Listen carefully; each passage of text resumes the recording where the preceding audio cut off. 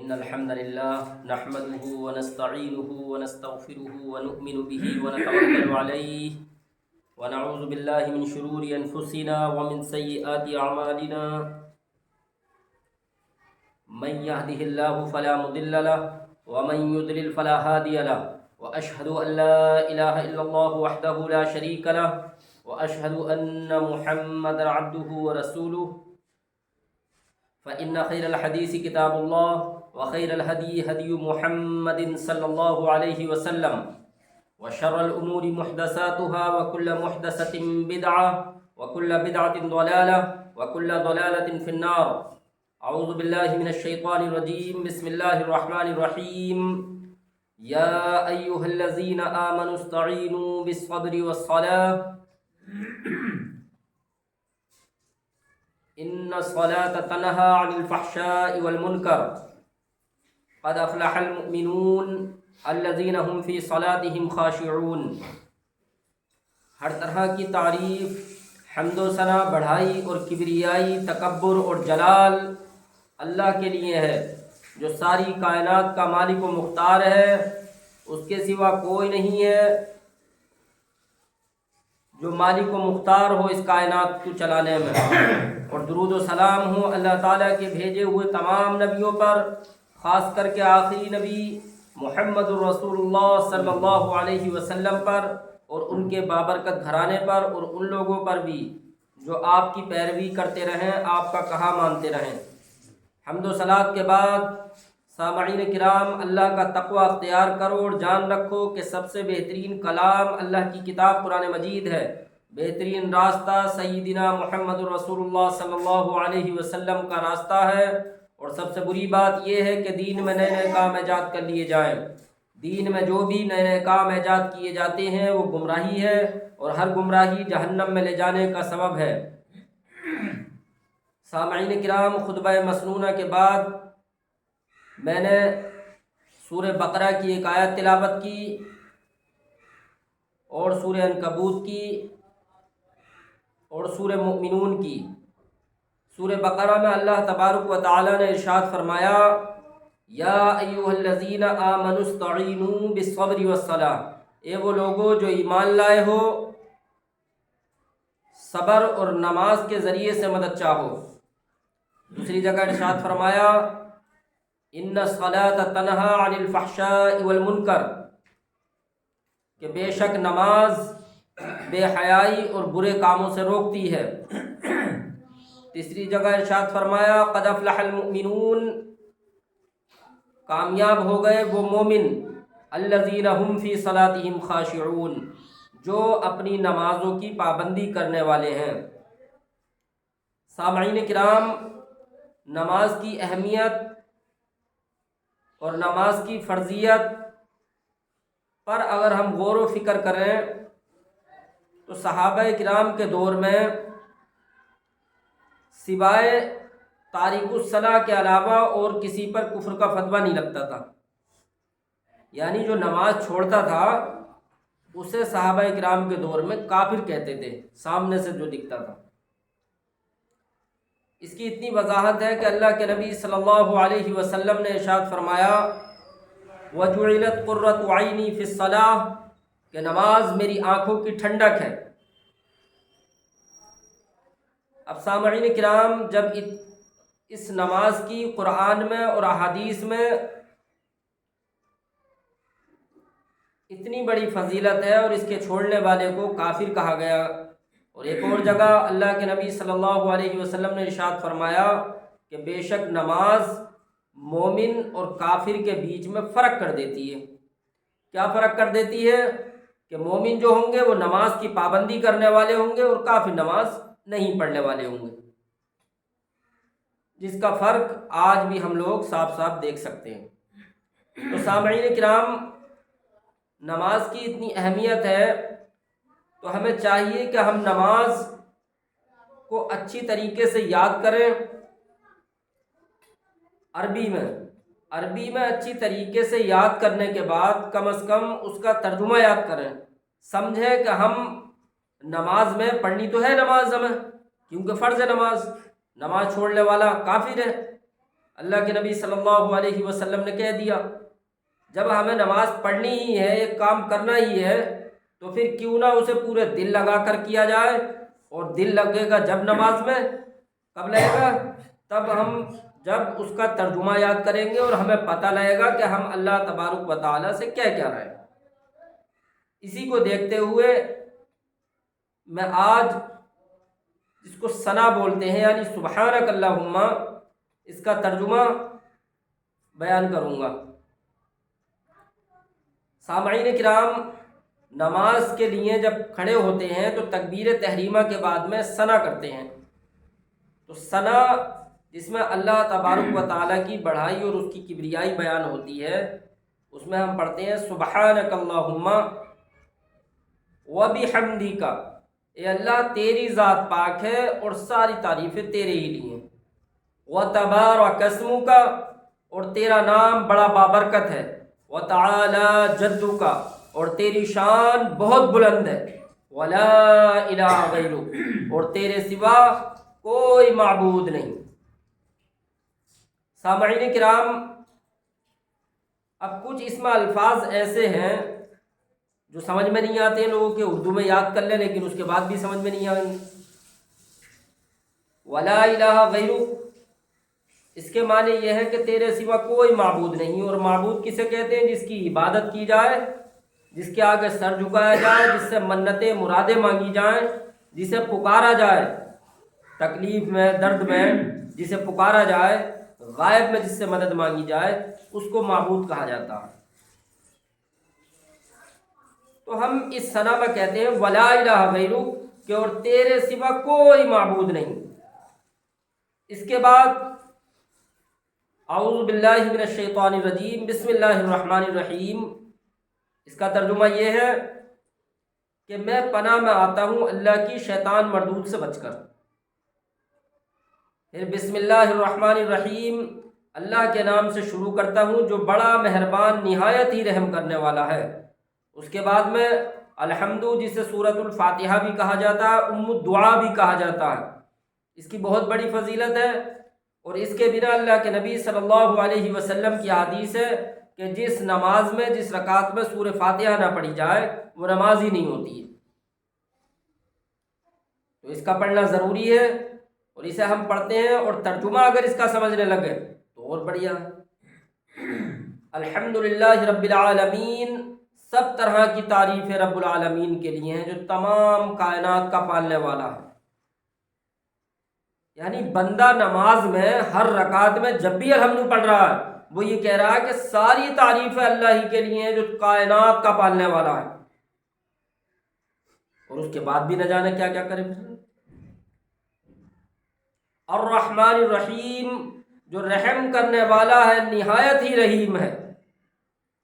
مالک یوم الدین، جو مالک ہے بدلے کے دن کا یا قیامت کے دن کا، یعنی اس دن کسی کی کوئی بات نہیں چلے گی۔ اس دنیا میں تو ہیں بھی بہت سارے الگ الگ بادشاہ بنے پڑے ہیں، الگ الگ M P M L A بنے پڑے ہیں، ان کی باتیں چلتی بھی ہیں، لیکن یہاں خاص کر کے کہا گیا مالک یوم الدین، مالک ہے وہ بدلے کے دن کا۔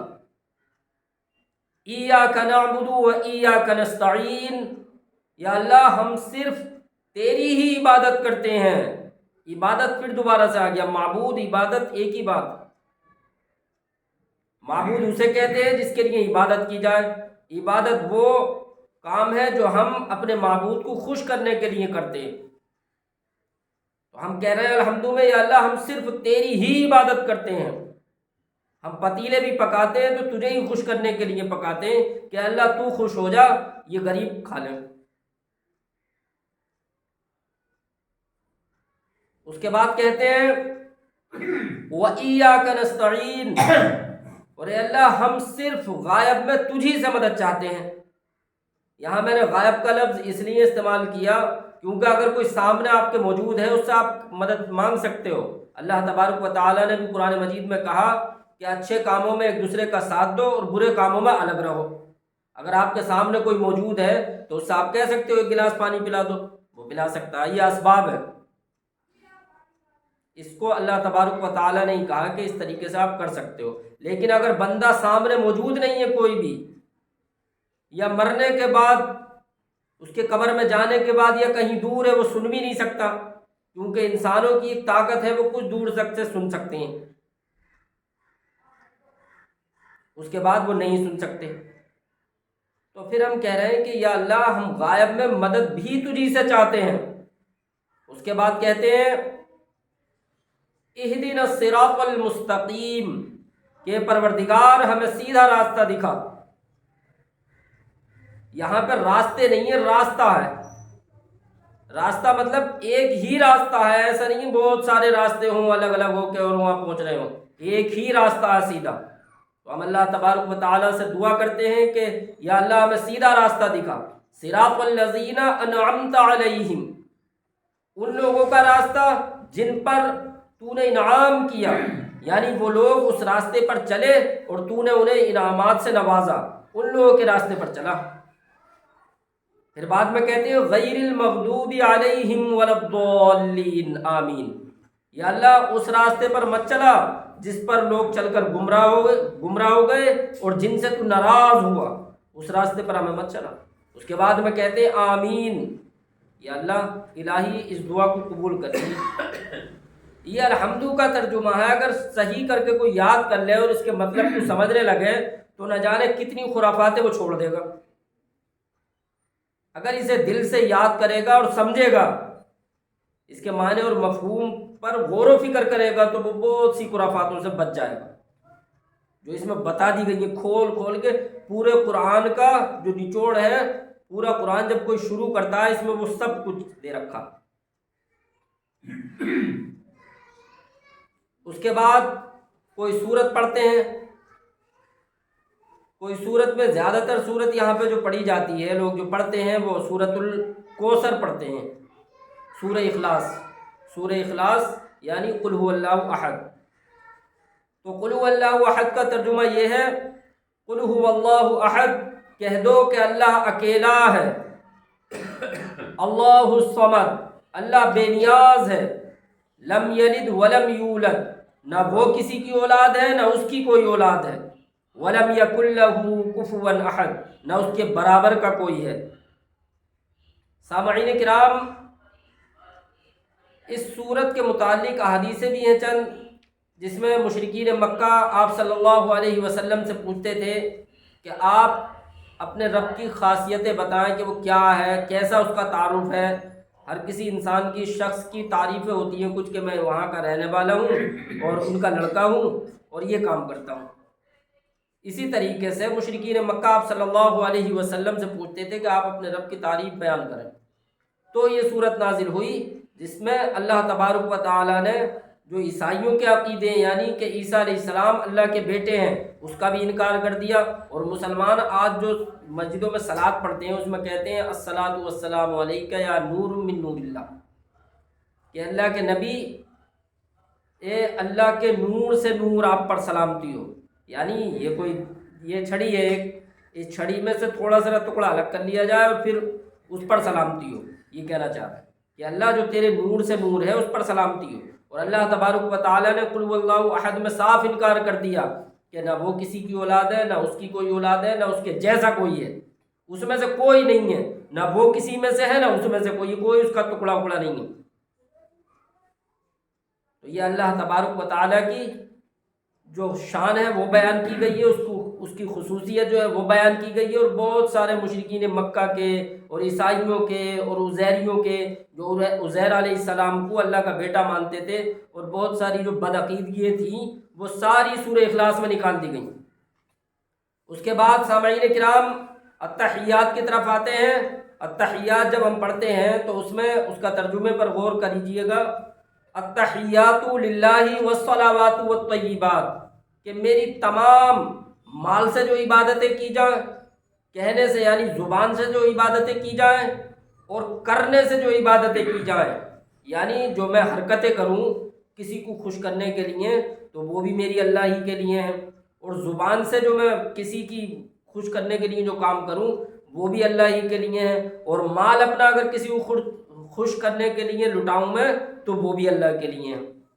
اور اس کا لفظی ترجمہ یہ ہے کہ میری تمام قولی عبادتیں، فعلی عبادتیں اور مالی عبادتیں اللہ ہی کے لیے ہیں، اس کے بعد اللہ کے نبی پر سلامتی بھیجتے ہیں، السلام علیکہ ایھا النبی ورحمۃ اللہ وبرکاتہ، اے اللہ کے نبی صلی اللہ علیہ وسلم آپ پر اللہ کی سلامتی ہو اور اس کی برکت اور اس کی رحمتیں ہوں آپ پر۔ اس کے بعد کہتے ہیں السلام علینا وعلی عباد اللہ الصالحین، کہ اور ہم پر بھی اللہ کی سلامتی، اس کی برکتیں اور اس کی رحمتیں ہوں، اور دیگر اللہ کے نیک بندے جتنے بھی ہیں اس دنیا پہ سب پر اللہ کی رحمت ہو۔ نیک بندہ ہونے کی کتنی بڑی فضیلت ہے، جتنے بھی کائنات میں لوگ نماز پڑھ رہے ہیں وہ ان پر درود و سلام بھیج رہے ہیں، جتنے بھی نیک لوگ ہیں، اور اللہ سے کہہ رہے ہیں کہ اللہ ان پر بھی تو رحمت بھیجیے جتنے بھی نیک لوگ ہیں۔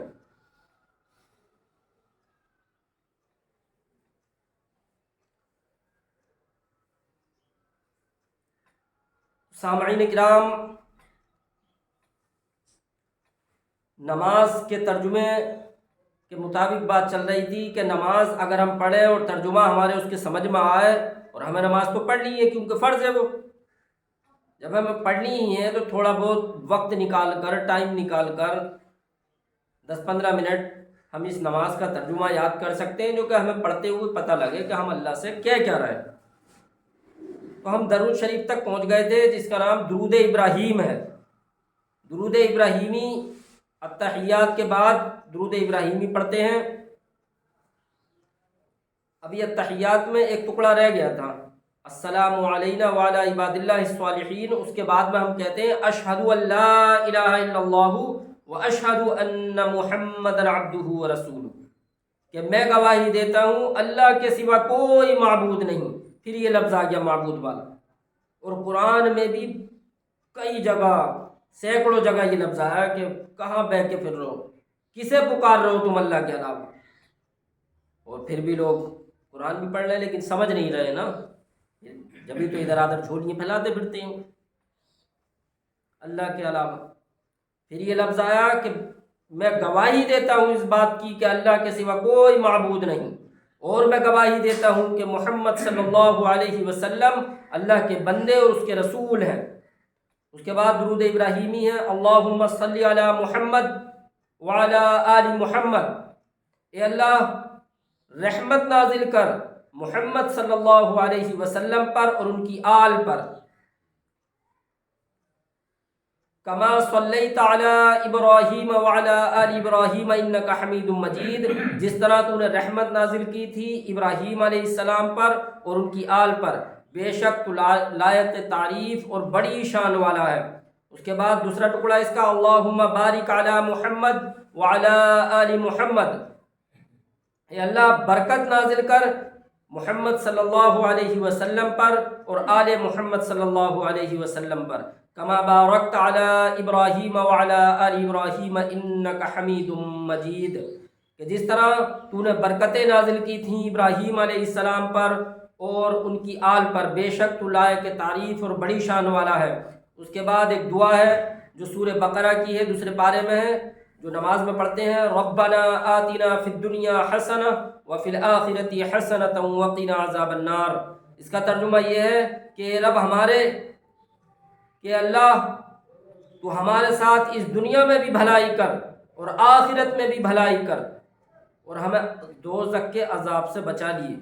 تو سامعین کرام، یہ ترجمہ تھا جو ہم دن میں 5 وقت نماز پڑھتے ہیں، اس میں یہ ساری باتیں ہم دہراتے ہیں، لیکن ہمیں یاد نہ ہونے کی وجہ سے پتہ نہیں لگتا کہ ہم اللہ تبارک و تعالیٰ سے اس میں کیا رہے ہیں، اسی لیے ہمیں پورا فائدہ اس کا حاصل نہیں ہوتا۔ اور جو سورہ مؤمنون کی ایک آیت ہے، قد افلح المؤمنون الذین هم فی صلاتهم خاشعون، کہ کامیاب ہو گئے وہ مومن جو اپنی نمازوں کی پابندی کرنے والے ہیں، ان کی خشوع اور خضوع سے نماز پڑھنے والے ہیں۔ ایک اور جگہ ارشاد فرمایا ان الصلاۃ تنہی عن الفحشاء والمنکر، کہ بے شک نماز برے کاموں سے اور بے حیائی سے روکتی ہے۔ لیکن وہ کون سی نماز ہے جو روکے گی برے کاموں سے اور بے حیائی سے؟ وہ نماز ہوگی جو لوگ نماز پڑھتے پہ انہیں پتہ لگے کہ ہم اللہ تبارک و تعالیٰ سے کیا رہے ہیں۔ جب پتہ ہی نہیں ہے کیا رہے ہیں تو پھر تو خود کچھ بھی کرے جا۔ جبھی تو آپ اور ہم دیکھتے ہیں کہ لوگ نماز بھی پڑھ رہے ہیں، جھوٹ بھی برابر بول رہے ہیں، نماز بھی پڑھ رہے ہیں اور الٹی سیدھی حرکتیں بھی خوب کر رہے ہیں۔ اس کی وجہ یہی ہے کہ نماز صحیح والی ہو ہی نہیں رہی ہے۔ اللہ تبارک و تعالیٰ سے دعا ہے کہ اللہ تعالیٰ ہم سب کو اس نماز کی اہمیت اور اس کی فرضیت اور اس کا ترجمہ صحیح سے یاد کرنے کی توفیق عطا فرمائے۔